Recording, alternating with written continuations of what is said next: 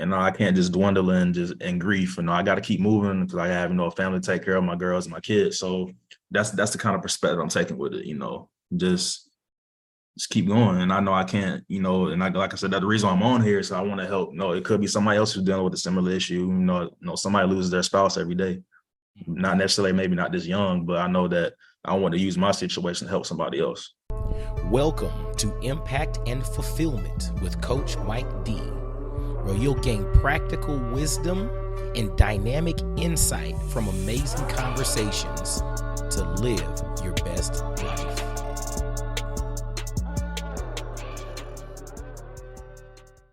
What's going on, y'all? This is Coach Mike D with another episode of Impact and Fulfillment. And I have an amazing episode in store for you today.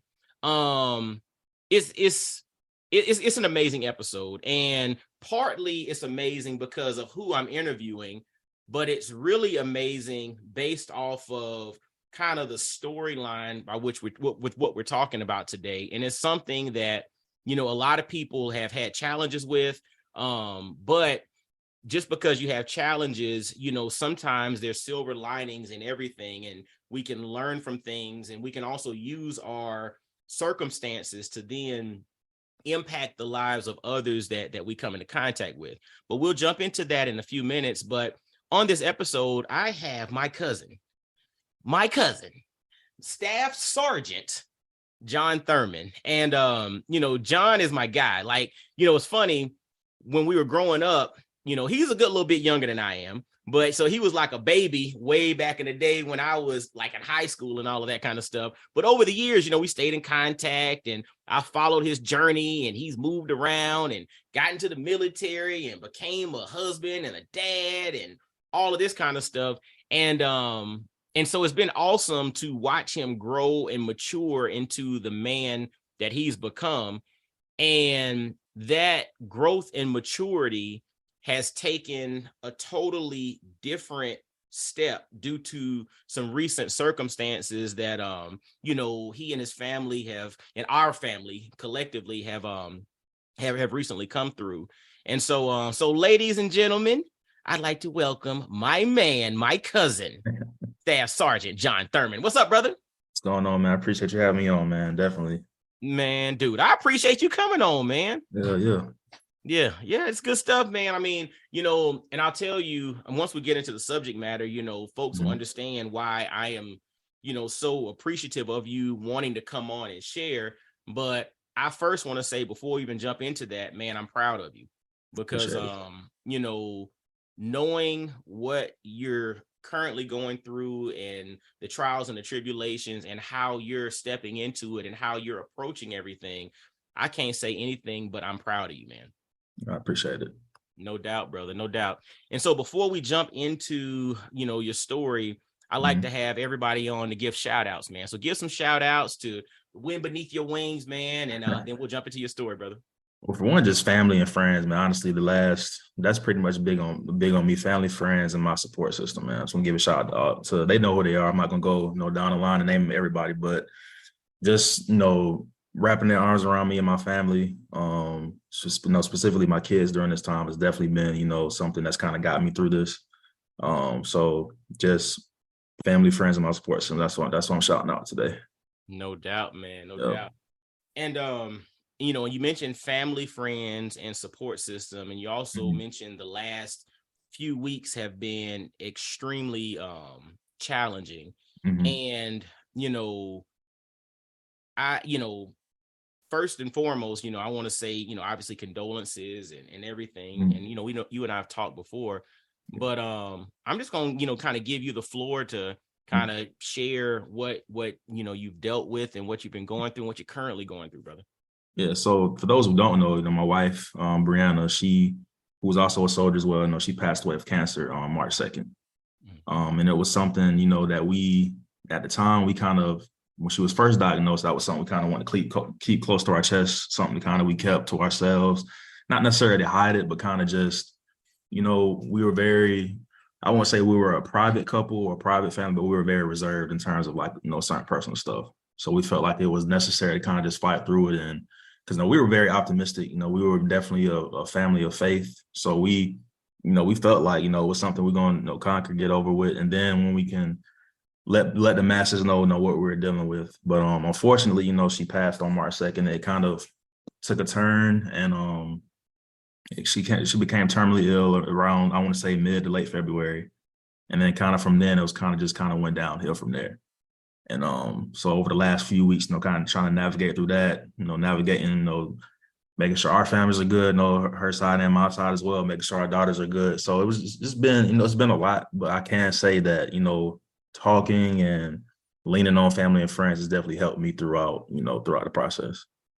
When you and I talked not too long ago, you mentioned that, your natural tendency in life kind of growing up was to kind of keep to yourself. Like when you're going through, because again, we men, so we go through Right. stuff, right? Right. And for a lot of us, our natural tendency is to become, closed, right? It's like, I'm going through something, let me shut it down, keep it close to the vest, and I go figure it out myself.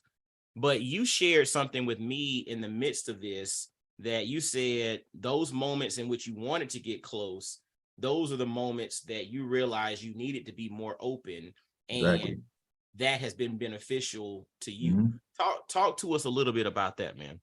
Yeah, so like you said, growing up, I mean, especially as Black men, or we're kind of taught to, don't show emotion, don't, kind of don't. I don't want to say don't express yourself, but anything that's kind of bothering you, just not put your head down, but you just fight through it and do what you gotta do. That's what as men, that's what we're taught. Even from as a boy, you're taught that whether it's playing sports, so you get injured, all right, brush some dirt on you, you good. So kind of that mentality of we take that into an adulthood, and then once you become an adult, you still carrying those things with you. Like, all right, I'll get through this. I'll be fine. But something as serious and traumatic as this, I noticed like I can't just hold on to it, because for the longest, before she became terminally ill, it was still a lot in terms of managing, taking care of her, taking care of household, going to work, and kind of just doing everything a dad and a husband is supposed to do. At the time, before then, I figured, this isn't. I mean, it's hard, but it's just what I'm supposed to do. That's I'm being a man, I'm being a husband. But after she passed, I was thinking, I said, I can't handle this by myself. Like, I can't just hold it all in and pretend like I'm fine. So I reached out, and I've noticed that talking to people, talking about her, talking about the situation, talking about what I'm going through helps. And it's been therapeutic for me as well. As I've been going to therapy, once a week, talking to my therapist, and reaching out to family. If I need to talk, reaching out to friends instead of holding that stuff in, letting it out has been very therapeutic for me. Man, that is such a powerful statement, man, especially in the midst of it. Like a lot of time, and that's why I was like, again, like I said, I was so proud of you, man, by just because you said, hey, I want to come on and share my story, because maybe my story can help somebody else. And what's so interesting about what you just said, and what's so powerful about it, is you're currently in the midst of this. Like you said, she passed on March the 2nd, correct? We are recording this on April the 3rd. So this is like literally just a month ago. And you're talking about, what you're going through while you're going through it. And that's so different from a lot of people who wait 2, 3, 4 years later. And then I tell everybody about my process beforehand. You're actually sharing as you're going through. Right. It's a powerful statement, man. And I think that's something that a lot of people could possibly learn from, because so many of us wait until we get to the other side. Exactly. Yep. You know what I'm saying? Before we help somebody else, or before we share, or before we open up. You know what I'm saying? And dude, I like I said, I'm proud of you, man.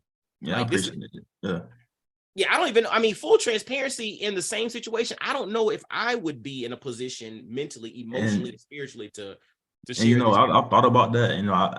Honestly, myself, I sit back and think, I said, how am I even dealing with it? But I think it's a sense of, like I said, speaking to my family, my mom, my dad, that peace that I do have, I know it comes from, for one, it comes from God, and I know it comes from Brianna too, because I prayed. I said, I don't want to feel like this. I know you can't rush the grieving process, but I remember, before she passed, we would talk, and even after she passed, and I still talk to her to this day. You know, I told her, I said, Brand, I don't want to feel like this. So do what you gotta do, talk to God up there for me. Like but ever since then, you know, I've had like an absolute peace in terms of what has happened. I still have my moments, I still have my days, but at the same time, I'm kind of just, for lack of a better term, settling into what life is going to be like. And I can't just dwindle in grief. And I got to keep moving because I have, a family to take care of, my girls and my kids. So that's the kind of perspective I'm taking with it, just keep going. And I know I can't, and like I said, that's the reason I'm on here. So I want to help. It could be somebody else who's dealing with a similar issue. Somebody loses their spouse every day. Not necessarily, maybe not this young, but I know that I want to use my situation to help somebody else, And for someone, and you're 29 and Brianna was 24, correct? Mm-hmm. So I want that to resonate for those listening, right? I'm not talking to somebody who's 49 or 59 or 69. I'm talking to a brother who's 29 years old, whose wife was 24 years old. So this is not something that, you've had a whole, generations to kind of mature through and get yourself ready. This is something that a young person's dealing with. And that's something we have to be mindful of. And that's why, again, like I said, I can't say anything, but I'm proud of you, man. Like the way that you're operating, the way that you're handling yourself, the way that you're, because you mentioned being a father. You all have, 2 young kids, right? And Yep. then you have 4 total. And so It's just, being a father and being able to continue to move forward, in the midst of this is a testament to, one, faith, but then 2, the whole concept of you being committed to healing. And that's something that's so powerful, man. And one thing that has helped me, man, we talked about this the other day when we talked, that our marriage and our relationship, like when I say, every relationship has their issues, whatever, but when I say we maximized every single moment together, like and I know and besides that, so many things had to align perfectly for me and her to even cross paths. So and God knew before we even met, what was ahead. So I think that's why he allowed us to, every single time that we, spent, I had my training and I had to go away. She had her things, we were away from each other. But even those moments, man, every moment spent together was maximized. So I don't sit back and I can't sit there and say like, man, like, I wish we didn't argue about this petty thing. I wish we didn't do this. I wish we could have. We did. We traveled the world together. We bought a house together. We made babies. We leveled each other up, career-wise, financially, everything. So like, even in those 4 or 5 years we knew each other, it feels like a lifetime almost. So that's why I can't sit here and just be like, man, like it sucks that she's not here physically, but I have no regrets when it comes to our marriage at all. So and that's one thing that's kind of just helped me kind of carry on to keep pushing, honestly, Dude, I'm gonna tell you, that is inspirational for me. You know what I'm saying? As a husband. I mean, I'm a few years older than you, just a couple. But I'm gonna claim just a couple. Right. But dude, that's such inspiration for me to really be in the moment and make the most of every moment, because in a short time frame, you're able to create a lifetime of memories in a short time frame, whereas you have so many people who have decades and don't create the same memories and life changing experiences, over decades. And you all were able to do that in a very short time frame because you were intentional. Sometimes we don't know why we're being intentional about it. We don't know why we're doing this and doing all of that and whatever, and all these things. But there was a reason for it. I guess God knew beforehand. And it's funny you mentioned being intentional, because like a lot of things that my family noticed about myself, I didn't notice about myself. Like, man, you cooking now? You doing all this? You know what I'm saying? You doing? I'm like, I guess it's just who I am. But like, I was intentional, like subconsciously, because a lot of stuff. And for fellas out there, when you do meet somebody, man, a lot of things that you feel like, I'm not gonna do that, or like the right woman will make you, whether you know it or not. the right woman gonna come along, and everything you said you wouldn't do, it just comes natural. I wouldn't even, a lot of things I wouldn't think about. There was just something that I thought, oh, this is what a husband, dad is supposed to do. So she definitely, without her knowing, or maybe she even did know, she definitely leveled me up to where I am today as a man. She was definitely, my better half. And she just made me better, and that's one thing I tell everybody. Like, she was in my eyes, there's no such thing as a perfect person, but you know, she was perfect. And I think God said, you know what, you've done your job on earth and you too good to be down there. So Mm, that's kind of what's been playing in my mind when it comes to Brianna. mm. Brother, there you talked about how you all actually connected. It was kind of like it had to be something divine. You had to. Take us back there, because I don't think I fully know the whole story. I think I read a little something about it, but Yeah, like, how did so y'all connect, man? so we met on a deployment. So at the time, and I met her through my cousin on my mom's side, Tanisha. So I didn't, and I didn't even know Tanisha was in the military. So I got a message from her on Facebook one day, like, "Hey cousin, I'm coming to Kuwait. I'll be there in a month or so." And I'm like, "Cool, we'll link up when you get here." So my cousin's unit got there. I've been there already for about a month and a half. I'm kind of gotten, acclimated, whatever. So we hang out, and I noticed her. I'm like, who's your friend there? And the first thing I noticed was like her hair and her smile and everything. I was like, who's your friend? Oh, yeah, that's my friend Brianna. And I said, okay. So I didn't really think nothing of it. You kind of plant that little birdie in your ears. I'm like, all right, cool. So a couple of days go by, a couple of weeks go by, and we start conversing and talking. And I just noticed, like, as a person, she was she was genuine, she was mature. Like I said, I'm a couple years older than her, so she was very mature for her age at the time we met, and she was just somebody who was easy to talk to. And at the time, we were both dealing with similar issues, past relationships or whatever like that. So it kind of made it easy for us to connect. Mm-hmm. So we're spending time with each other, and one day I was like, you know what, let's go grab a cup of coffee. So we In Kuwait. yeah, in Kuwait, yeah, they had a Starbucks out there, believe it or not. So Oh, hold on. I got a sidebar here. See, again, for somebody who's not been military, I've never yeah, been deployed. I've traveled internationally, but I've never been deployed. When right. I hear Kuwait, I'm Mhm. not thinking, and you say deployed, I'm thinking like, okay, where the hell is they finna go get some coffee in Kuwait when they on deployment? And You so said, Kuwait, man, honestly, man, Kuwait's a vacation. Anybody who's military knows Kuwait is somewhere you go to. I mean, it was a vacation. I'll just put it like that. We okay, were, but it was laid back. okay, They got Starbucks, they got Burger King, they got pretty. It's very westernized out there. okay, Yeah.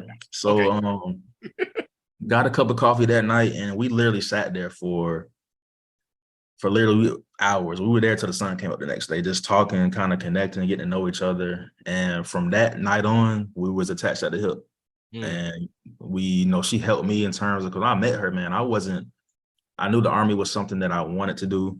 I grew up around my dad and everything like that, but it was nothing that at the time I wasn't really serious about. It was just something that I'm collecting a check, it was something cool, and I'm just gonna keep doing it. But when I met her, just noticing how she moved and how she was very professional, even at her age. Like, she didn't accept mediocrity at all, and she held me accountable. So mhm. that kind of made me want to level up myself. So I'm like, man, I gotta, if I'm trying to date her, man, I can't be, you know what I'm saying? I gotta level up too. So she made me want to be better. And ever since then, like, we competed against each other, we held each other accountable, motivated each other. And she, like, literally made every aspect of life since the day I met her better. Mm. Yep. Man, that's awesome, Yep. dude. And so after deployment, Mhm. so talk to us a little bit about that journey, because I'm fascinated now. You Yeah, met in so Kuwait. for the Yeah. longest, we were long distance for a while. So I went back to Kansas. That's where I was stationed at the time. I left about maybe a month and a half before she went back. So I went back to Kansas. So we're still connecting. We were still doing our thing, still talking. And then after she went back to Hawaii, that's where she was stationed at. And we still, we made it a point to where, I know this, we talked about it. I said, is this something that's going to just, just a little deployment fling, or is this something we're going to keep going? So she said, I really like you and I want to keep it going. So, all right, cool. We'll just see where it leads us. Because at the time, we weren't really, marriage wasn't on our radar. Because, like I said, we had our own personal issues we were dealing with, but Mhm. we were helping each other kind of navigate through it. So, came back to the States, and I want to say May of 2019 is when we were kind of getting serious. Like, I want you to meet my family. So Mhm. I'm like, all right, cool. So we did a road trip. She flew to Kansas, and we made a road trip out of it, kind of see. We stopped in Nashville to see Carla and, Eden and everything like that. Stopped there.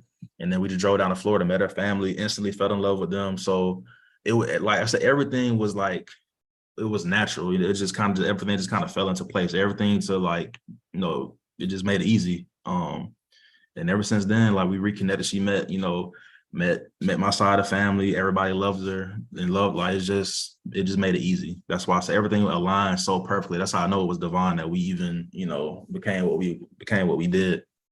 And then I want to say we dated, or we'll fly back and forth. I flew to Hawaii a few times. She flew to Kansas.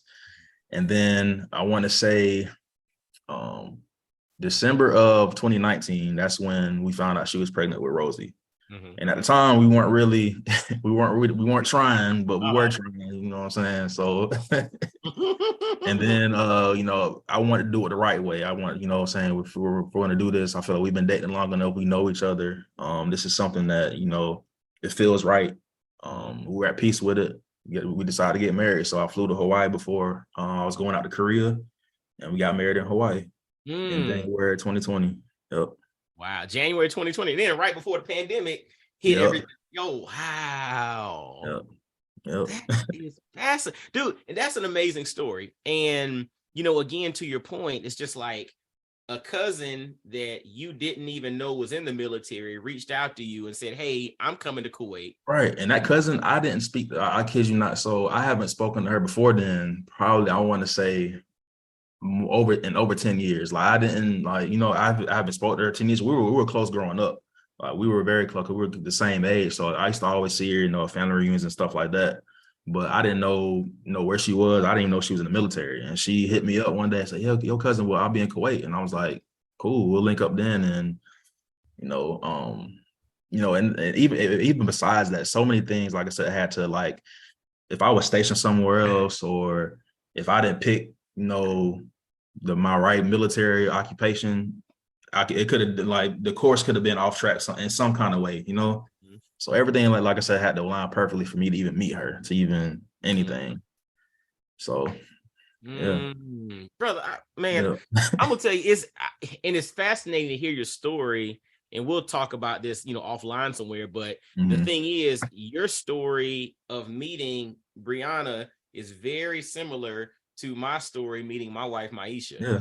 You know what I'm saying? It was, literally long distance, hooked up by somebody. The connection was through somebody you hadn't talked to in a while, because I was hooked up through my godmother, but my godmother's niece, who I hadn't seen in probably 15 years before, was the connect with Maisha to my godmother. And it was just all these things, like you said, that are just like, okay, you can't make this stuff up. And it happened for a reason. It did. It definitely did. And like I said, God knew kind of what our path was going to be. And I think that's why he allowed us to not kind of dwell on little stuff or sweat the small. Because we, like I said, any marriage, you're going to have disagreements. But one thing that we did, not even in the cliche sense, we communicated about everything. Mm-hmm. So if it was something that I knew, she wasn't too hot about, or if I disagreed on, we would sit down, we'll talk about it. And we didn't agree on everything, but at the same time, like, this is where we stand on, this is what it's going to be. And that's what it was. We didn't allow ourselves to, fall into, pits of, oh, I'm mad at you. So I'm like, we didn't do none of that. Like, we never went to bed angry with one another. We never started our day like that. That's one thing that I do appreciate, was our communication. Cause I think we had a good foundation of being friends first, which it absolutely helps. And we communicated. Now, that was something, our foundation was on communication. Obviously, the physical attraction, of course, and all that stuff. But, communication and being friends and like genuinely liking a person it does wonders for a relationship, in my opinion. It wasn't just built on, it wasn't built on lust, if that makes sense. Like a lot of relationships are these days, So I think us having that foundation, and also having God in the middle of it, because she was a God-fearing woman. She was brought up in the church. She was, active in the church as a young person. So all that, resulted in what we built, Effective communication. Yep. Man, I'm gonna tell you, the vast majority of the issues we face in romantic relationships, but then also just in life in general, kind of stem from either miscommunication or a lack of communication. Yep. Like, literally, if you think about this, unless there's some intellectual challenges going on, if there's no intellectual challenges going on, it's typically an issue of miscommunication or a lack of effective communication. And so if we can get the communication correct and we do it on a regular basis, dude, we can wash away a lot of the issues, especially in relationships. Yeah. A lot of the issues we face. Yep. That's correct. Cause like one thing that, that I didn't want for us, cause you have those, especially for young people, we're so caught up in, man, I don't want to apply too much pressure, or I don't want to do this. It was none of that. It was like, if I'm feeling some kind of way or she's feeling some kind of way, she let me know. She's like, babe, I don't like that, or I don't agree with this. We sit down and talk about it. So that's what we did, and I'm grateful for that, because it not only helped in a relationship, but also it can help in other areas of your life too, where, you might deal with issues either in your career or even, parenting your kids, anything. Like, communication is key for it. I feel like that's the foundation of everything, is communication. And then you just build off that. You said something and it made me really think about the concept of you can disagree without being disrespectful. Yep.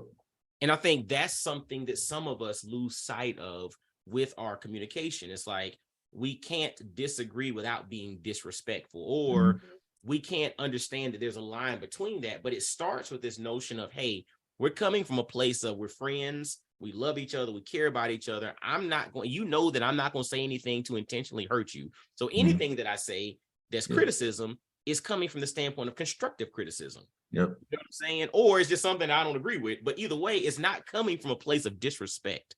Exactly. Which I think saves a lot of us a lot of heartache and a lot of regret, because then I said something I ain't need to say. Like, oh, I gotta take my foot out my mouth, and I've been there before. Take my foot out my mouth. You know what I'm saying? And but I think if we always come from a place of, it's okay to disagree, but it's not okay to disrespect, then that keeps us clean in our communication and allows us to, we ain't gotta be on the same page on everything, but we at least are going to be respectful to each other. And that gives us basically a get out of jail free card without needing one. Right. So.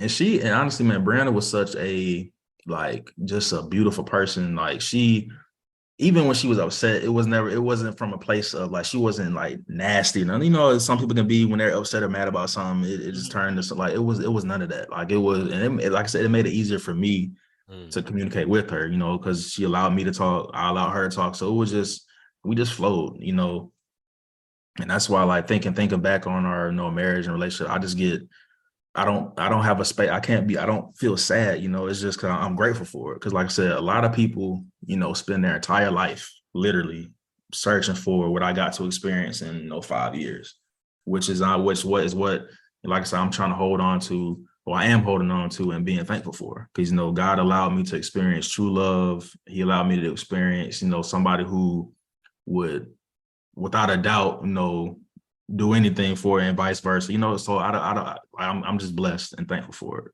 And that's one thing that on my days where I am kind of, I guess, stuck in that kind of, in my thought process and emotions, I'm like thinking like, man, you got to experience something that a lot of people don't. And that's one thing that I've been holding on to. So that being said, you all together have two young girls, right? Yep. And they're what, 3 and 2 and 1. They're 2 and 1. So they're young in a sense that they probably don't quite conceptualize or don't have the idea of what's going on. With the rich experiences and memories that you have, and the things that literally you're going to hold dear into your heart, what are some of the things that you're going to teach you all's daughters about their mother? For once, that she was an honest person, and she was just when I say nice, I don't mean it like, oh, this is a nice person. She was genuinely, like, she treated everybody. When I say everybody with respect. She was humble. And one thing I want to, they're going to know about their mother is that she loved them. She wanted to be a mother. That's one thing that she wanted to be. It wasn't forced. Like, she genuinely wanted to be a mother. And that's one thing that I'm going to, the girls are going to know, is that how amazing their mother was, how much she loved them with every, fiber in her body. She loved them girls. And just being a God-fearing person, a nice person, a humble person, a person of character, professional, just, like she was perfect. And I can't, like I said, there's no perfect person that's on the earth, but in my eyes, just the way she carried herself and how, the impact she made on so many people, like nobody has anything bad they can say about Brianna.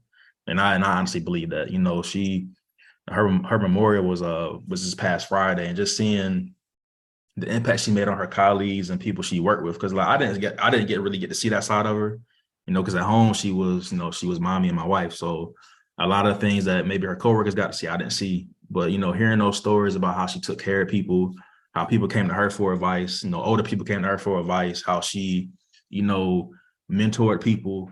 I want all of those values to be instilled in them. And that's one thing that those girls are definitely going to know about how amazing their mother was. And, that's why I said the rest of my days, I'm going to, do my best at, making sure that they know that. Mm. And brother, like what you're doing today is a little sprinkling of some of what they'll be able to carry going forward. The more that you communicate this, the more that people like myself and the audience and everybody from around the world who will come across, this conversation, the more that they hear, the joy and the journey of you all together, and really understand the true legacy and memory of Staff Sergeant Brianna Alexis Thurmond, right? The more that they hear that, that's going to get embedded into, you all's daughters. And, they're going to, even if they didn't see it themselves, with everything that you're doing, with how you're going to live your life, they're going to feel it. And sometimes feeling it is better than seeing it and hearing it. Exactly. Yep. And so for that, man, like I said, man, I'm proud of you, dude. And, I guess as we kind of wrap it up, man, is there anything else that you like to share, to put out there, or anything?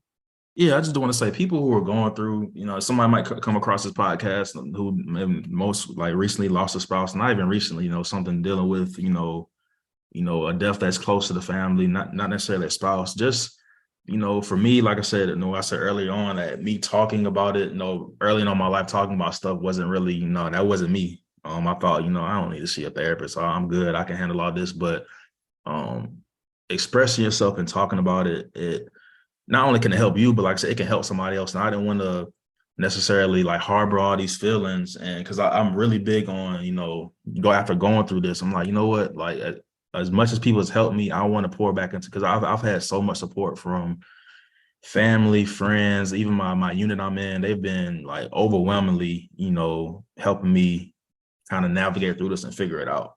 And I would be remiss if I didn't take that and try to pour back into somebody else, or, whoever else might be dealing with it. So that's one thing that I just want to reciprocate. That's pretty much it. And for anybody who's going through something, don't necessarily have to be death, but anything it could be, weighing them down emotionally or whatever, just talk about it. Talk about what you're feeling, and not only can you help yourself, you can help somebody else. So that's. Yep. Not only can you help yourself, you can help somebody else. And if it's weighing you down, find a way to get yourself in a place in which you can let it go. And if that's therapy, that's talking to people, dude, we're not built to live in isolation. We're built to connect with people. And that's why, that's why we're built the way that we're built. That's why we have the emotions that we have. That's why we're wired the way that we're wired, is because we're supposed to connect with other people. That's why we're also not gifted with everything individually. Because if I had it all, then I wouldn't need nobody, right? Exactly. But because I only have a couple of these things, I got to connect with all kind of folks to get those other things, and vice versa. They need to connect with me to get some of that. And this thing continues. And the more we connect, the more we build together, the more we share, the more we can be better collectively. And so for that, man, for you doing your part when it comes to that, man, I say thank you. Of course, man. I'm just doing what,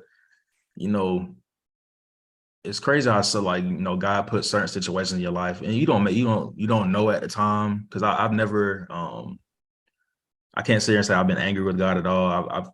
I have questioned him, as to why, what's the point of all this. But I'm kind of slowly starting to understand, like I'm using you maybe for something bigger, and that's kind of what's, like I said, keeping me going. Not only that, but the memories of Bree, and our marriage, and just I just want to use, like I said, use this to help somebody else and kind of help somebody else navigate whatever it is that they're going through. And like I said, I've been blessed enough to have an amazing support system because, you know, some people go through this alone. Some people go through this type of stuff. They don't have nobody. And I know, like, I would be, like I said, I wouldn't be able to show the gratitude that I do have if I didn't, you know, come on here, you know, go to therapy, talk to other people, you know, reach out to people who, you know what I'm saying, I could help, you know. So that's one thing I want to keep doing and keep going, just using my story, using Brianna as, you know, to help other people. So And the way that you said that she was always one that helped other people, that was there always. for people, that, you know, nobody had a bad word to say. This is part of you helping to continue that legacy. Exactly. And you know, one thing, you know, something my dad said, and you know how he is. Yeah. So Look, I got to get him on the podcast at some point, man. You know, Dr. Carl Thurmond, I'm yeah, calling you out, so brother. I got to get you on the show. Yeah. so you know, I told him, I said, you know what, man, I don't even know if I want to do this army thing no more. Cause like, you know, where I'm at in my career, I feel like I've accomplished a lot in my short time. And, you know, at this point, for me, I feel like at this point, I'm just chasing rank now. I feel like I've accomplished so much in my short amount of time. And I told him, he said, you know what? You said you have a duty and you have an honor to carry on what Brianna was doing. Because, you know, she was a soldier too. And I thought about it. I said, you know what, that's right. Because she had so much to give the militaries. You know, she had so much left in her career. And I feel like I would be throwing it away if, you know, because she wouldn't want that, you know, and I wouldn't want that either if the roles were reversed. So I feel like I have a duty to keep doing what I'm doing. And that's with everything. Like, I can't sit here and just, you know, I have my days, you know, take the moments to, you know, be emotional and let it out. But I can't just sit in that grief and not do anything, you know. I want to use that energy and turn it into something else. And I feel like, just like I said, me getting, you know, talking about her and spreading what she was about, you know, not only to our girls, but to everybody else. Because the one thing I've said this before, like, her legacy is going to continue. And that's one thing that I'm definitely going to make sure that happens. Like, she's not going to be forgotten. So that's kind of what I feel like maybe my life purpose is now, is to, you know, not only raise our kids, but, you know, make sure the people, like the world, if I can reach the masses, knows about her. So, Dude, and check this out. Like I told you before, you know, like a week or so ago, that, dude, if that's something that you're interested in doing, and just us having this discourse and conversation back and forth now, there is a gift inside of you right now. I mean, it's very clear that there's a gift inside of you, and that is being propelled by something much bigger than you. And you know, if you feel led to use platforms and use your voice and use your story to help other people, I think, honestly, dude, you're going to have more opportunities than you can shake a stick at to do so. And, you know, this challenging time will end up being something that will help the masses of people as they go through. And one of the things that's interesting about that I'm learning through life is, like, sometimes, or a lot of times, the stuff that we go through really isn't for us. And it's hard in the moment to recognize that. You know, we have to go through the process, and it hurts and it's challenging.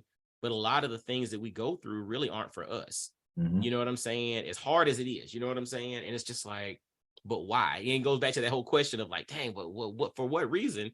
And that's where you got to have the faith to keep walking and being open, you know, keep walking and being open, and the path will clear. Usually we want somebody to come clear the path for us first, and then we walk.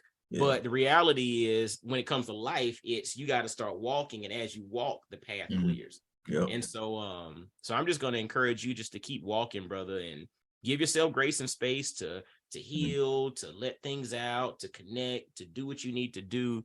But in the process, I'm going to encourage you to just keep walking, brother. Just keep walking, because you're, you know, this legacy that you're leaving, man, is it's amazing, and I'm proud of you. Appreciate it, cuz. Always, man. Well, yeah, look, this one, I told y'all this was going to be something that's, you know, the title of this podcast is Impact and Fulfillment. And when you start talking about impact and you start talking about fulfillment, when you listen to the story of John and Brianna, and you listen to their love story, you listen to, you know, the challenges, and then you listen to after the fact that there are no regrets at the end of the day, you can't get any more impact, and you can't hear or see any more fulfillment than what you just heard here in the story of John and Brianna. So, brother, I say thank you. Everybody listening, make sure you follow Coach Mike D everywhere on social media. Leave a rating on this episode, share this thing out, and be on the lookout, because I got a feeling that somewhere down the line you're gonna see Staff Sergeant John Thurmond doing some things on his own to share, because the brother got he got some juice. I'm sitting here like, man, and you got the voice for it too, brother. You I appreciate it. So we definitely look forward to seeing stuff coming from you going forward. And if there's anything I can do for you, know, you and I are connected, you know, as always. And so everyone out there, until next time, y'all be blessed, well, and wise. And I'll holler at you. Peace. I really hope you enjoyed today's episode. Make sure to hit that like button, subscribe, and follow Coach Mike D everywhere on social media. Y'all be blessed, well, and wise.